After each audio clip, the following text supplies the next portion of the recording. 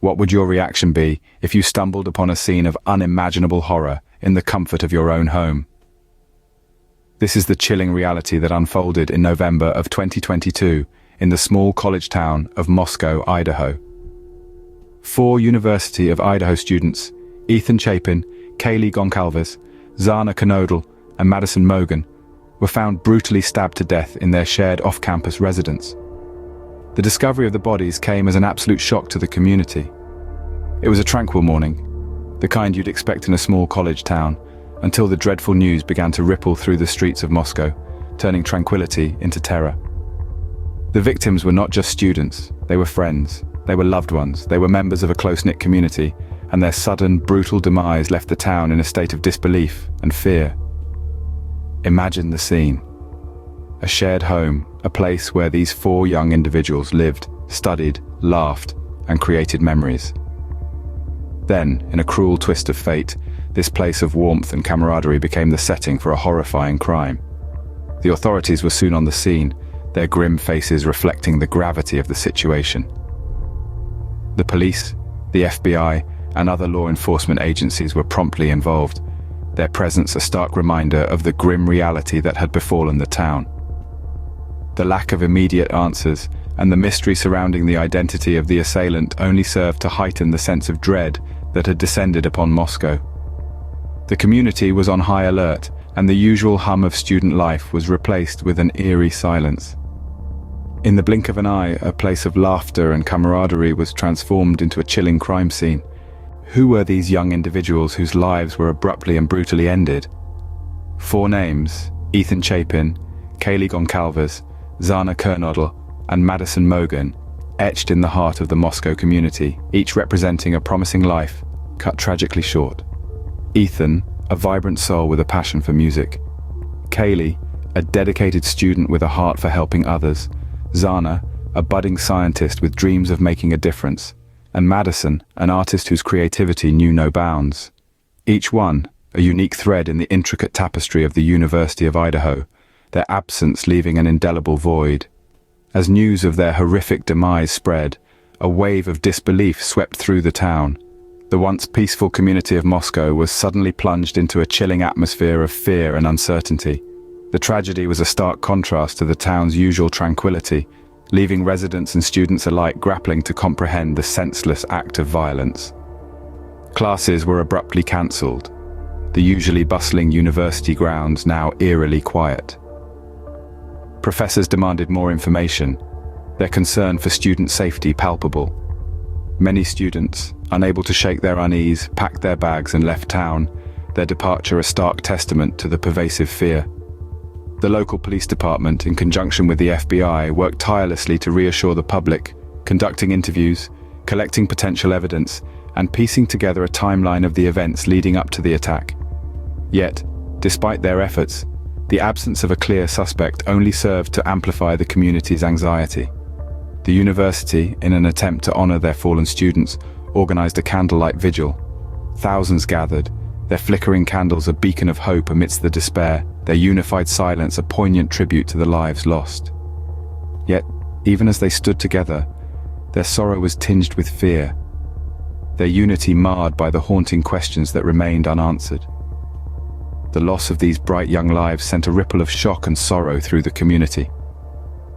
The Moscow murders, as they came to be known, forever changed the fabric of this small college town, leaving a wound that time would struggle to heal. As the community grieved, the police were tasked with solving a seemingly senseless crime. The enormity of the task at hand was not lost on the authorities. 4 young lives had been abruptly ended, and the trail leading to the perpetrator was not immediately clear. The initial stages of the investigation were marked by a profound sense of bewilderment. The absence of a murder weapon left a gaping hole in the puzzle. The authorities were tasked with the challenging endeavor of piecing together a timeline of events leading up to the attack, all while grappling with the absence of a tangible lead. Despite the lack of a murder weapon, the authorities believed the victims were killed with an edged weapon, adding another layer of mystery to the already baffling case. The Moscow Police Department, with assistance from the Federal Bureau of Investigation and other law enforcement agencies, conducted over 90 interviews and received more than 600 tips from the public. Each tip was a potential key that could unlock the mystery of the gruesome crime. Each interview was a possible window into the dark events of that fateful night. As the investigation progressed, a white Hyundai Elantra, seen near the crime scene, came under the authorities' scrutiny. The vehicle represented a glimmer of hope in an otherwise bleak investigative landscape. The public was urged to report any information about the car, which in turn led to an influx of over 6,000 tips. Despite the overwhelming flood of information, the authorities were undeterred. They combed through each tip meticulously, debunking rumors and ruling out individuals as suspects. The task was monumental, but the authorities were steadfast in their resolve. They were committed to solving the crime and obtaining a conviction. The hope of justice for the victims and closure for the grieving community fueled their tenacity. Despite the mounting questions, the authorities remained committed to uncovering the truth. The investigation was just beginning, and the path to justice was far from clear. But the authorities were unwavering in their pursuit, steadfast in their resolve to unravel the mystery of the Moscow murders. Every story has a villain, and in this tale, a name finally emerged: Bryan Kohberger. This is where our narrative takes a turn, as we delve into the life of Bryan Kohberger, the prime suspect in this chilling case. Kohberger, a name that would soon become synonymous with the Moscow murders, was not initially on anyone's radar. His connection to the victims seemed tenuous at best, raising more questions than it answered. Kohberger was a fellow student at the University of Idaho, but he wasn't known to be close friends with any of the victims. He was, by all accounts, an average student, blending into the background, his presence barely noticeable. That is, until the investigators started to piece together the puzzle. What led them to Kohberger was a trail of digital breadcrumbs. His digital footprint, which included a series of questionable online interactions and suspicious social media activity, became the spotlight of the investigation. Authorities also discovered that Kohberger owned a white Hyundai Elantra, the same car witnesses reported seeing near the crime scene. It was this collection of circumstantial evidence that led to Kohberger's arrest. His computer and cell phone records were seized, and a search of his residence was conducted. The authorities were tight-lipped about what they found, but it was enough to hold him as a suspect. However, the case was not as clear-cut as it seemed. Kohberger maintained his innocence, and his legal team argued that the evidence was circumstantial at best. There was no murder weapon found, no DNA evidence linking him to the crime scene, and no concrete motive. Despite the mounting uncertainties, the community breathed a sigh of relief. A suspect had been apprehended. The fear that had gripped Moscow could finally begin to loosen its hold. The arrest of Bryan Kohberger brought a glimmer of hope, but the case was far from closed. The Moscow murders were far from solved, and the journey to justice was only just beginning. An arrest does not always mean a resolution. The quest for answers continued. In the shadow of Bryan Kohberger's apprehension, the meticulous process of unearthing the truth pressed on. The Moscow Police Department, the FBI, and other law enforcement agencies were at the helm of this vast and complex investigation. The magnitude of this case was immense, with thousands of tips pouring in from concerned citizens, witnesses, and those touched by the tragedy.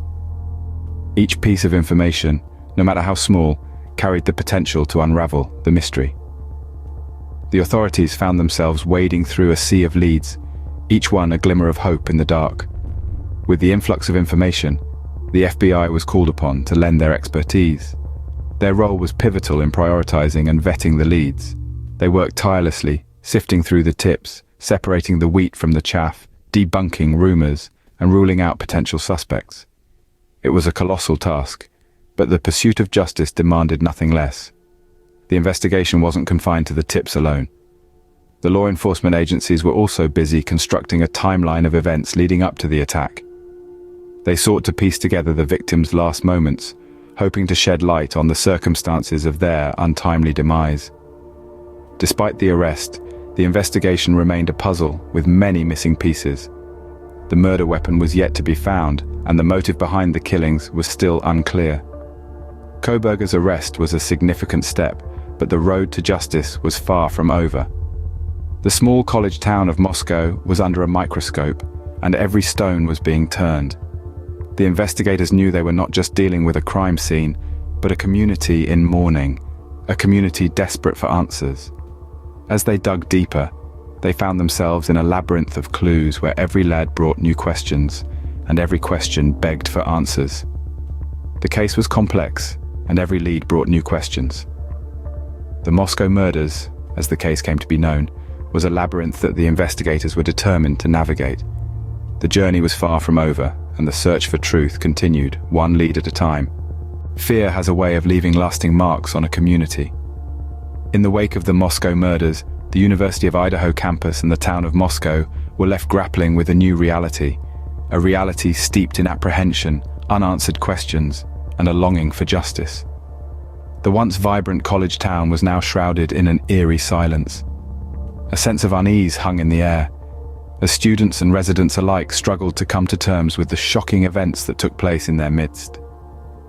The usual hum of student life was replaced by an unsettling quiet, as classes were cancelled and students chose to leave town, seeking solace away from the haunting reminders of the tragedy.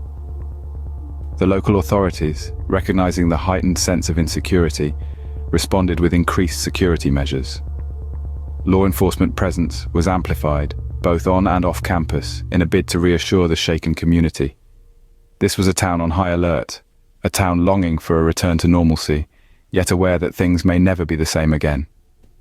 Yet amid the fear and uncertainty, there emerged a sense of unity. The community rallied together, leaning on each other for support, sharing their grief and standing together in the face of adversity. Candlelight vigils were held in honor of the victims, a poignant reminder of the lives lost and a testament to the resilience of a community in mourning. Professors demanded more information from the police, voicing their concerns for the safety of their students and the need for transparency in the ongoing investigation. The university, in turn, assured its students and staff of its commitment to their safety, even as it mourned the loss of 4 of its own. The town of Moscow, once known primarily for its idyllic charm and vibrant student life, was now in the spotlight for a far more sinister reason. The Moscow murders had left an indelible scar on the town's psyche, a chilling reminder of the fragility of life and the shadows that can lurk even in the most unsuspecting of places. The Moscow murders had forever changed the small college town. In every crime, there are always questions that remain unanswered. This statement rings particularly true in the chilling case of the Moscow murders. One of the most lingering questions is the motive behind this horrific crime. 4 bright young lives were brutally snuffed out in their own home, a place where they should have been safe. But why? What could possibly drive someone to commit such a ghastly act? Was it a crime of passion, a deranged act of violence, or a calculated move with a hidden purpose? The authorities have yet to uncover a clear motive, which only adds to the enigma surrounding this case. Another question that haunts both the investigators and the public alike is whether the perpetrator acted alone or if there were others involved. The sheer brutality of the crime, coupled with the fact that it was committed in a shared living environment, raises doubts about a single person carrying it out without any assistance or knowledge of others. Yet, the suspect, Bryan Kohberger, was arrested alone, with no indication of any accomplices. Could he really have acted alone?